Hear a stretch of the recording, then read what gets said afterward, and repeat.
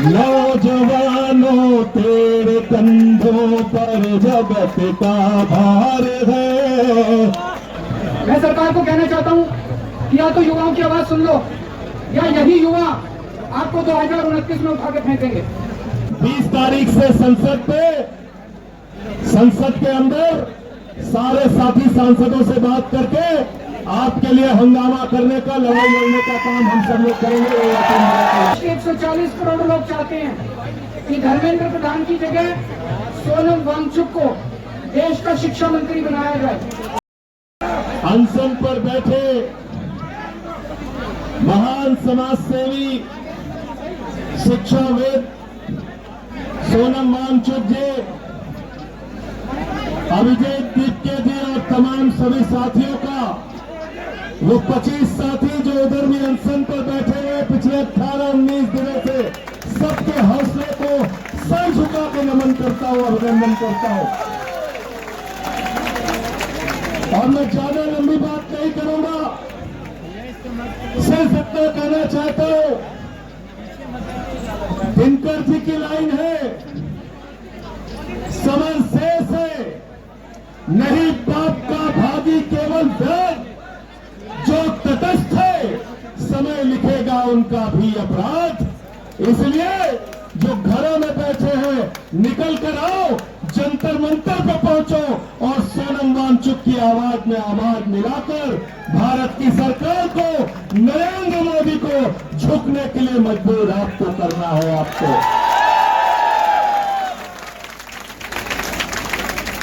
मोदी जी से बड़ा नौटंकीबाज आपको पूरी दुनिया में कोई नहीं मिला। गलत तो नहीं कह रहा हूं, गलत तो नहीं कह रहा हूं।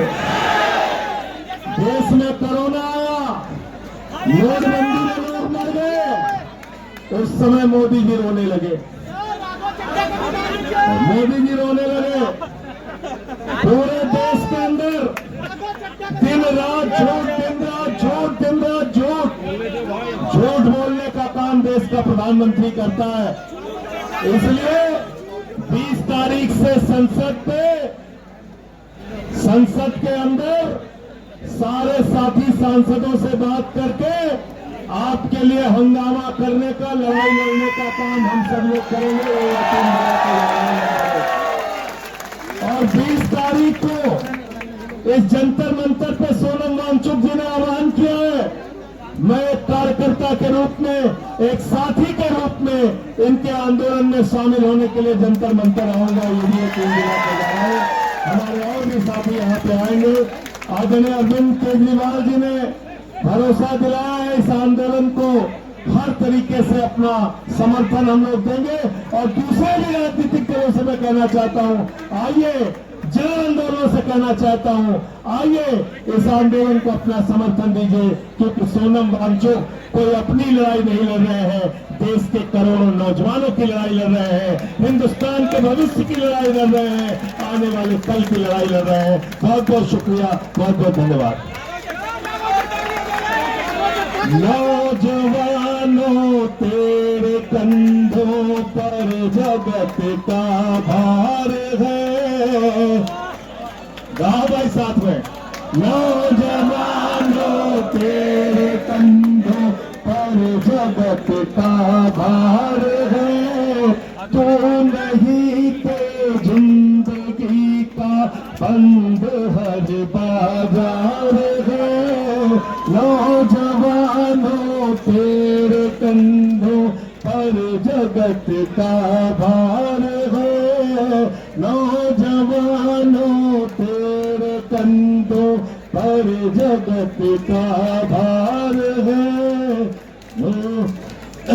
बस इन्हीं लाइनों के साथ अपनी बात खत्म करूंगा। और इतने बड़े स्केल के ऊपर पूरे देश में पेपर लीक हो रहे हैं, पूरे का पूरा एग्जामिनेशन सिस्टम कोलैप्स कर चुका है।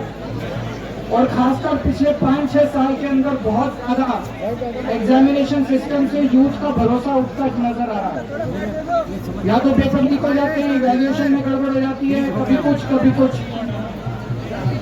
नीट का पेपर लीक हुआ, 20 बच्चों ने सुसाइड कर लिया, लेकिन सरकार ने ऐसा कोई कदम नहीं उठाया जिससे ये भरोसा बन सके कि अगले साल पेपर लीक नहीं होंगे। नीट के पेपर के बाद और पेपर लीक हो गए, सीबीएसई में इवैल्यूएशन सिस्टम गड़बड़ हुआ, उसके बावजूद उन्होंने उस कंपनी के खिलाफ कोई एक्शन नहीं लिया। तो ऐसा लग रहा है कि सरकार पूरे अहंकार के अंदर है। मैं सरकार को कहना चाहता हूं कि या तो युवाओं की आवाज सुन लो, या यही युवा आपको 2029 में उठा के फेंक देंगे।